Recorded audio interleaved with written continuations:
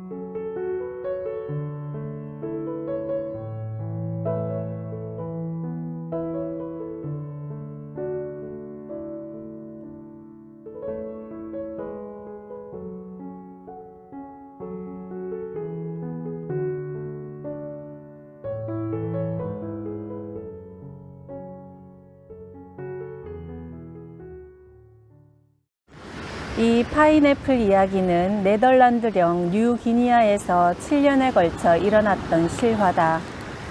나는 식구들과 함께 오지에 살고 있는 원주민들을 위해 사역하고 있는 선교사다. 오래전 나는 파인애플을 마을에 들여오기로 결심했다. 원주민들도 파인애플이 뭔지는 알고 있었다. 그 중에는 파인애플을 먹어본 사람도 있었지만 정작 마을에는 파인애플 나무가 한 그루도 없었다.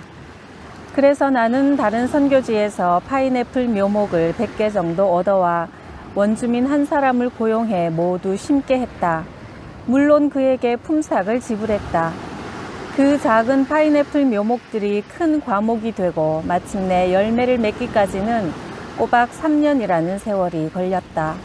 깊은 정글 속에서는 싱싱한 과일이나 채소를 구할 수 없기 때문에 신선한 과일이 얼마나 그리운지 모른다. 드디어 3년 만에 파인애플 나무에 풋 열매가 조롱조롱 달린 것을 볼 수 있었다. 그러나 열매가 다 익으려면 아무래도 크리스마스 무렵까지는 기다려야 했다. 드디어 기다리던 크리스마스가 되어 나는 아내와 함께 익은 파인애플 열매가 있는가 보려고 잔뜩 기대하면서 밭에 가보았다. 그런데 열매가 하나도 없었다. 원주민들이 열매가 익기 바쁘게 심지어 채 익지도 않은 열매까지 몰래 따간 것이다. 나는 원주민들에게 사랑을 베풀어야 하는 선교사임에도 불구하고 무척 화가 났다. 앞으로 여기 있는 파인애플을 또 훔쳐간다면 더 이상 당신들을 위해 병원 문을 열지 않을 것이오. 당시 아내는 원주민들을 위해 병원을 운영하고 있었다. 약도 무료로 주고 치료비도 전혀 받지 않았다. 나와 아내는 환자들을 치료하고 어린아이들의 생명을 살리는 일로 심신이 몹시 지쳐 있었다. 그런데도 계속 파인애플이 없어지자 내가 그렇게 만만한 사람이 아니라는 것을 그들에게 보여주기로 마음먹었다. 우리는 병원 문을 닫아버렸다. 그러자 병든 아이들이 치료를 받지 못해 병이 점점 더 깊어갔다. 사람들은 독한 폐렴으로 기침을 심하게 했으며 결국 우리에게 약을 달라고 간청했다. 그러나 우리는 이렇게 말했다. 실소, 당신들이 우리 파인애플 열매를 훔쳤던 일을 생각해 보시오. 그러자 그들은 나는 훔치지 않았어요. 다른 녀석들이 훔친 거예요. 라며 꽁무니를 뺐다. 그들의 병은 점점 심해졌고 매일 우리에게 와서 간청하자 우리도 더 이상 보고만 있을 수는 없었다. 할 수 없이 병원 문을 다시 열자 그들은 또 파인애플을 훔쳐가기 시작했다. 나는 화가 치밀어 올랐다. 이 몹쓸 악당들 같으니. 마침내 우리는 누가 그런 짓을 하는지 알아냈다. 바로 파인애플을 심었던 사람이었다. 나는 그를 불러 꾸짖었다. 왜 내 파인애플을 훔쳐갔소? 당신은 내가 고용한 일꾼이 아니오. 내 손으로 그것을 심었으니 내가 그것을 먹는 것은 당연하죠. 그는 말했다. 그것이 이 정글지대의 법칙이었다. 누군가 무엇을 심었으면 그것은 심은 사람의 소유가 된다는 것이다. 품삯을 받고 일했으니 소유권이 없다는 것을 이해하지 못했다. 원주민들의 법이 그렇다니 그들의 법칙을 따를 수밖에 도리가 없지 않는가. 그래서 나는 이렇게 타협안을 제시했다. 좋소. 내가 이 밭의 절반을 당신에게 주겠소. 저기에서 여기까지는 모두 당신 것이오. 그러나 이쪽 편에 있는 것은 내 것이니 절대로 손을 대면 안 됩니다. 그도 합의하는 듯 했다. 그러나 내 파인애플은 여전히 없어졌다. 나는 다시 생각했다. 아마도 파인애플 나무를 모두 줘버리고 새로운 나무를 다시 심어야겠어. 3년을 더 기다려야 한다는 게 너무나 어려운 일이었지만 달리 방법이 없었다. 결국 나는 이렇게 말했다. 이봐요. 이 파인애플 나무 전부를 당신에게 주고 나는 처음부터 다시 시작하겠소. 그 대신 당신은 다른 밭에다 이 과목들을 다 옮겨 심으시오. 나는 이곳에 새 파인애플 나무를 심을 겁니다. 빨리 내 밭에 있는 과목들을 다 옮겨가세요. 그러자 그가 말했다. 그러면 품삯을 주셔야 합니다. 아니, 뭐라고요? 내가 기가 막혀 되묻자 그는 당신이 방금 나에게 파인애플 나무를 옮겨 심어달라고 부탁하지 않았습니까? 그것은 일이니까 품삯을 주셔야죠. 좋아요. 하루 일한 싹을 줄 테니 전부 옮겨가시오. 그러자 그가 말했다. 우리는 아직 밭이 준비되지 않았습니다. 그것을 준비하는데도 값을 주셔야 합니다. 그만두시오. 나는 그에게 진절머리가 났다. 아내에게 말했다. 여보, 어쩔 도리가 없어. 파인애플 나무를 다 뽑아버립시다. 그들이 원한다면 가져가겠지. 우리는 파인애플 나무들을 뿌리채 뽑아 풀더미처럼 던져버렸다. 참 힘든 일이었고 그렇게 버리기엔 너무 아까운 나무였다. 그 후 새 묘목을 샀다. 자, 여러분, 이제 분명히 합시다. 당신들이 이 나무를 심는 수고비를 내가 지불하겠소. 대신 이 나무의 열매는 우리 가족들만 먹을 수 있는 것이요. 원주민들은 그렇게는 할 수 없습니다. 우리가 심는다면 우리가 먹어야죠. 라고 대답했다. 나는 다시 말했다. 나는 밭을 가꿀 시간이 없어. 당신들은 여럿이지만 나는 혼자가 아니오. 그러니 나를 좀 도와주시오. 내가 바라는 것은 당신들이 나무는 심어주되 열매는 손대지 말라는 것입니다. 그 대신 원하는 것은 무엇이든 드리겠소. 당신들이 갖고 싶다면 이 멋진 칼도 드릴 수 있어. 그들이 웅성거렸다. 저 사람이 칼을 주는 대신 우리 파인애플을 자기가 먹겠다고? 드디어 그들이 내 제안을 승낙했다. 나는 그 후 3년 동안 새 파인애플을 심은 사람들에게 계속 우리가 한 약속을 상기시켜 주었다. 이 열매를 누가 먹을 수 있죠? 당신이죠? 맞습니다. 아직도 그 칼을 가지고 있죠? 예, 그들은 대답했다. 잘 간수하시오. 만약 그들이 그 칼을 잃어버린다면 나무를 심은 대가가 없어지므로 다시 파인애플을 훔쳐갈 거라고 생각했기 때문이다. 마침내 3년이 다시 흘러 열매가 익기 시작했다. 나는 아내와 파인애플 밭을 거닐며 감격에 찬 목소리로 말했다. 여보, 이제 우리도 얼마 안 있으면 파인애플을 따겠구려. 우리는 이렇게 귀한 열매를 주신 하나님께 감사드렸다. 그런데 그 열매들을 또 몽땅 도둑 맞아버렸다. 원주민들은 낮에 밭에 들어가 익은 파인애플의 위치를 알아놓았다가 밤에 훔쳐갔다. 이번엔 상점문을 닫아버려야겠군. 원주민들은 성냥, 소금, 낚싯바늘 등을 내가 운영하는 상점에서만 구할 수 있었다. 그래서 나는 좋소. 이젠 상점문을 닫을 테니 어디 파인애플을 마음대로 훔쳐가 보시오. 라고 말했다. 그들은 저 사람이 상점을 더 이상 열지 않겠다고 하니 그와 함께 여기서 살아도 우리에게 도움될 것이 없지 않은가? 우리가 살던 정글로 돌아가는 것이 좋겠다며 결국 떠나버리고 말았다. 나는 파인애플을 먹으면서 혼자 앉아 있었다. 사람들이 없으니 전도할 일도 없어져서 나는 씁쓸하게 아내에게 말했다. 여보, 미국에서는 얼마든지 파인애플을 먹을 수 있었는데 여기선 파인애플을 먹으려고 하면 이 지경이 되는구려. 그 후 안식년이 되어 귀국하게 되었고 어느 세미나에서 우리가 가진 모든 것을 하나님께 드려야 한다는 것을 깨닫게 되었다. 성경은 주라 그러면 받으리라. 네가 가진 것을 하나님께 드리면 하나님은 너를 풍족히 채워주실 것이다 라고 말씀하고 있다. 이것이 삶의 기본 원리다. 나는 생각했다. 그렇구나. 아무래도 나는 먹지 못할 파인애플이니 하나님께 그 밭을 드리자. 하나님께서 그것을 어떻게 관리하시는지 봐야겠다. 그렇게 마음먹고 어느 날 파인애플 밭에 가서 기도했다. 주님, 저는 이 열매 때문에 화도 많이 내면서 소유권을 주장했습니다. 나의 정당한 권리라고 생각했지만 제 잘못을 뉘우치며 이 파인애플 밭을 주님께 드립니다. 이제부터 주님 뜻대로 하십시오. 저는 더 이상 상관하지 않겠습니다. 주민들은 여전히 파인애플을 훔쳐갔다. 나는 씁쓸한 웃음을 지으며 투덜거렸다. 거 봐, 하나님도 역시 별 도리가 없지 않은가?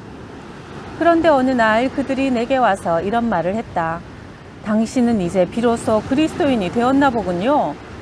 그 말을 듣는 순간 내가 아니 여보시오. 내가 그리스도인이 된 지는 20년이나 되었는데 무슨 소리를 하는 거요? 되묻고 싶었지만 꾹 참고 대신 이렇게 물어보았다. 왜 그런 말을 하시오?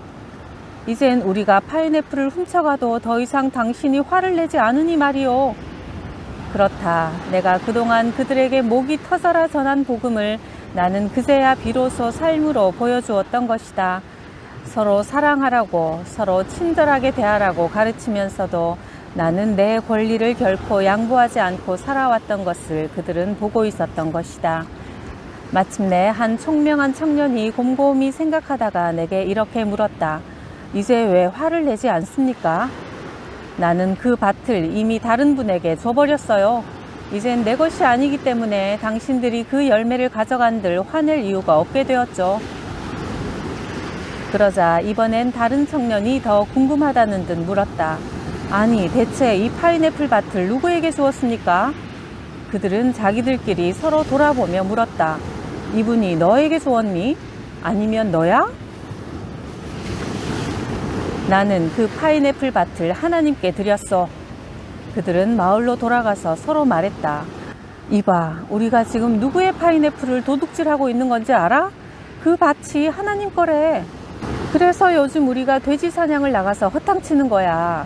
애들이 병드는 것도, 아내가 아이를 못 낳는 것도, 고기가 잡히지 않는 것도 바로 그것 때문이라고. 그 파인애플 밭이 하나님 것이라면 더 이상 훔치지 말아야 해. 그들은 하나님을 정말 두려워하기 시작했다. 그 후 파인애플 열매가 익어가자 원주민들이 나를 찾아와서 말했다. 당신의 파인애플 열매가 익었습니다. 내가 대답했다. 그것은 내 것이 아니라 하나님 겁니다. 하지만 그냥 두면 썩게 될 텐데요. 당신이 거둬들이는 게 낫지 않겠소? 그래서 나는 익은 것들을 따서 그들에게도 나누어 주었다. 우리 가족은 파인애플을 먹기 위해 식탁에 둘러앉았다. 모든 것을 하나님께 드리고 나니 그렇게 고대하던 일이 너무나 쉽게 이루어졌다. 주님, 우리에게 주신 당신의 파인애플을 감사히 먹겠습니다. 몇 년 동안 이곳 원주민들은 나를 지켜보며 내가 하는 말을 들어왔다. 그동안 그들은 내 행동과 말이 일치하지 않음을 보았다. 그러나 내가 변화하자 그들도 변했다. 오래지 않아 원주민들이 자진해서 그리스도인이 되었다. 하나님께 드리면 하나님이 직접 일을 이루어 가신다는 이 귀한 진리를 깨닫고 나서 나는 다른 것도 주님께 드리기 시작했다. 하루는 내 아들이 병이 들어 목숨이 위험한 지경에 이르렀다. 나는 기도했다. 하나님, 이 아들을 주님께 바칩니다. 주님이 원하는 대로 하시옵소서. 사실 그것은 파인애플 밭을 드리는 것보다 훨씬 어려운 일이었다. 그러나 나는 하나님께서 아들을 데려가셔도 좋다는 마음의 준비가 되어 있었다. 그날 밤 열이 내렸고 아들은 완쾌되었다. 원주민들은 내게 여러 가지 물건을 고쳐달라고 가져왔다. 하나님, 내 시간은 주님 것입니다. 만약 주님이 내게 하모니카나 그릇, 삽 따위를 고치기 위해 이곳에 있으라고 하셔도 저는 순종하겠습니다. 이런 잡다한 일을 하느라 자연히 성경 번역하는 일은 부진했다. 그러나 더 많은 사람들이 그리스도께로 돌아왔고 그들은 말했다. 당신은 그동안 우리에게 서로 사랑하라고 말만 하더니 이제는 정말 우리를 사랑하고 있어. 어느 날 나는 부서진 의자를 고치고 있는데 한 원주민이 이것을 보고 제가 도와드리겠습니다 하며 의자를 붙잡아 주었다. 의자를 다 고쳤을 때 나는 그에게 수고한 대가로 소금을 주려고 했다. 아닙니다. 당신이 전에 내 삽을 고쳐주셨잖아요. 나도 의자 고치는 것을 도와주었을 뿐인데요 뭐. 나는 처음으로 그들이 아무 대가도 받지 않고 나를 위해 일해준 것에 깊은 감동을 받았다. 그 후 어느 날 성경을 읽던 중 여태까지 주의 깊게 보지 않았던 말씀이 눈에 들어왔다. 너희가 그 땅에 들어가 각종 과목을 심거든 3년 동안 너희는 그것을 할례받지 못한 것으로 여겨 먹지 말 것이요 제4년에는 그 모든 과실이 거룩하니 여호와께 드려 찬송할 것이며 제5년에는 그 열매를 먹을지니 그리하면 너희에게 그 소산이 풍성하리라. 나는 너희 하나님 여호와니라. 레위기 19장 23절에서 25절 말씀. 나는 그제서야 깨달았다. 하나님은 내가 첫 해에 익은 열매를 하나님께 바치기를 원하셨던 것이다. 그래서 원주민들이 내 선한 일을 보고 하나님께 영광을 돌리게 하려 하셨다. 내가 처음부터 하나님의 말씀에 순종했더라면 원주민들은 5년째 되는 해 내게 파인애플을 먹으라고 간청했을 것이다. 그리고 내가 당한 그 수많은 어려움을 겪지 않아도 되었을 것이다. 우리가 말로는 모든 것이 하나님의 것이라고 하면서도 실제로는 다 우리 것인 것처럼 살아갈 때가 많죠. 그러나 그 모든 소유권을 기꺼이 하나님께 넘겨드릴 때 하나님께서 더 풍성하게 채우신다는 것을 보여주는 귀한 이야기였습니다. 구독, 좋아요, 댓글로 사랑을 퍼부어 주셔서 감사해요. 저도 여러분 사랑합니다.